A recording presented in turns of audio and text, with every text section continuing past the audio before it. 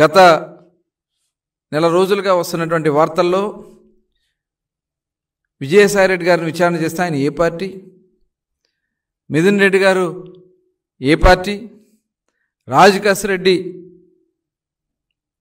మరి ఆయన ఎవరు జగన్మోహన్ రెడ్డి గారు అనుచరుడు కాదా, గోవిందప్ప, ధనుంజయ రెడ్డి గారు, కృష్ణమోహన్ రెడ్డి గారు, వీళ్ళ పాత్రలన్నీ గురించి కూడా స్పష్టమైనటువంటి ఆధారాలతో ఇవాళ వార్తలు వస్తామంటే వీరంతా ఏ పార్టీకి చెందిన వాళ్ళు? జగన్మోహన్ రెడ్డి గారు ఇవాళ తప్పుడు కథనాలను మీరు రాయిస్తూ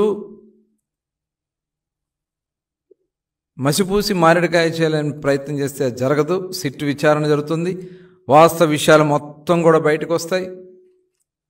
ఎవరెవరు దీంట్లో పాత్రలు ఉన్నారో, పాత్రదారులు, సూత్రధారులు, ఎవరెవరు ఎక్కడ ఎంత దోపిడీ చేశారో మొత్తం కూడా బయటకు వస్తుంది. 2019లో వీరెవరికన్నా మద్యం వ్యాపారాలతో సంబంధాలు ఉన్నాయా? 2019కి ముందు మద్యం వ్యాపారంతో సంబంధం లేనటువంటి వీళ్ళు మద్యం వ్యాపారానికి కేవలం మీ ప్రభుత్వంలో వచ్చింది వాస్తవం కాదా? దీనికి పూర్తి ఆధారాలు ఉన్నాయి, వాస్తవం కాదా? ఇంకా ఏదో మభ్య పెట్టాలని చూస్తున్నారంటే ఒకసారి మనం అందరం కూడా ఆలోచించాల్సినటువంటి విషయం. అలాగే 10 మద్యం డిపోల్ని తాకట్టు పెట్టి 13,000 కోట్ల రూపాయలు తీసుకొచ్చి ఆ రోజున దాన్ని వేరే దానికి డైవర్ట్ చేసుకుని దాని నుంచి కమిషన్లు కొట్టుకుంది వాస్తవం కాదా? అలాగే ఏఆర్ఈటీ అని పెట్టి 23,000 కోట్ల రూపాయలు అప్పులు తీసుకొచ్చింది వాస్తవం కాదా? అదేవిధంగా ఈ రకంగా భవిష్యత్తుకు సంబంధించినటువంటి అమ్మకాలని తాకట్టు పెట్టి డబ్బులు తెచ్చి ఆ రోజున కొన్ని పథకాలకి డైవర్ట్ చేసుకుని దాంట్లోంచి ఆ కమిషన్లు కొట్టుకున్నది మొత్తం కూడా బయటకు వస్తూ ఉన్నాయి. కేవలం కొన్ని కంపెనీలు, అప్పటి వరకు అసలు రాష్ట్రంలో ఎక్కడ ఈ కంపెనీలు లేవు. ఆదాన్ అని, లీలా అని, ఎన్వి, B9, సోనా, మూనాక్, వీరంతా 2018 ముందు అసలు ఏపీలో ఉన్నారు. వీళ్ళంతా ఈ కంపెనీలన్నీ ఉన్నాయా? ఎలా పుట్టుకొచ్చినాయి ఈ డిస్టిలరీలన్నీ? దీనికి సమాధానం మీరు చెప్పగలరా? అధిక రేట్లకి అమ్మించారు, రేట్లు పెంచింది మీరు కాదా? అంటే ఎక్కడ కుంభకోణం జరగలేదు, షాపులు తగ్గిస్తే కుంభకోణం జరిగింది. షాపులు ఎవరు తగ్గించారు? మీరు తగ్గించారు ఎక్కడన్నా షాపులు? ఇవన్నీ కూడా మోసం చేయాలని పనిచేస్తూ ఉన్నారు. ఎక్కడ డిజిటల్ ట్రాన్సాక్షన్స్ లేవు.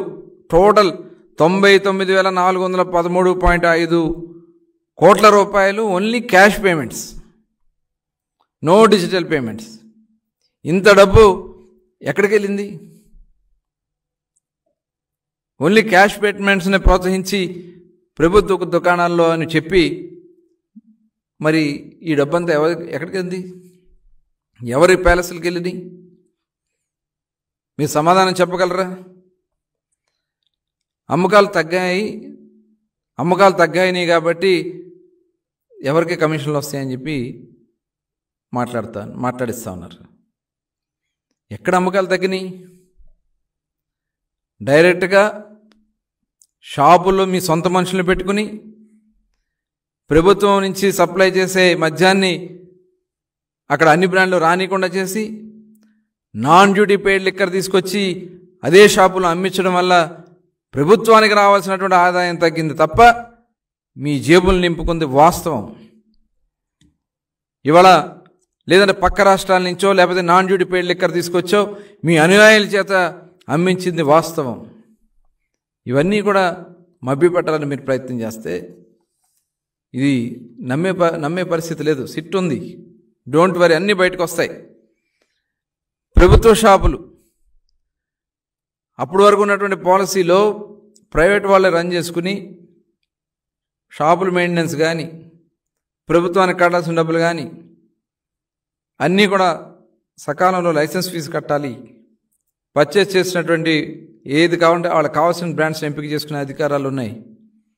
కానీ అవన్నీ కూడా తీసేసి ప్రజలకి మోనోపొలీగా చేసుకోవాలి, వాళ్ళు మాత్రమే చేసుకోవాలనే విధంగా ప్రజలకి అసౌకర్యం కలిగించే విధంగా చేయటమే కాకుండా అధిక అద్దెలు ఎవరైతే ఈ ప్రభుత్వ షాపులు పెడతారో ఆ షాపులకి అద్దెలకి 30,000 40,000 ఉంటే 1,50,000 2 లక్షల పైన ఇచ్చి 671 కోట్లు దోచుకున్నారు అద్దెల పేరుతో.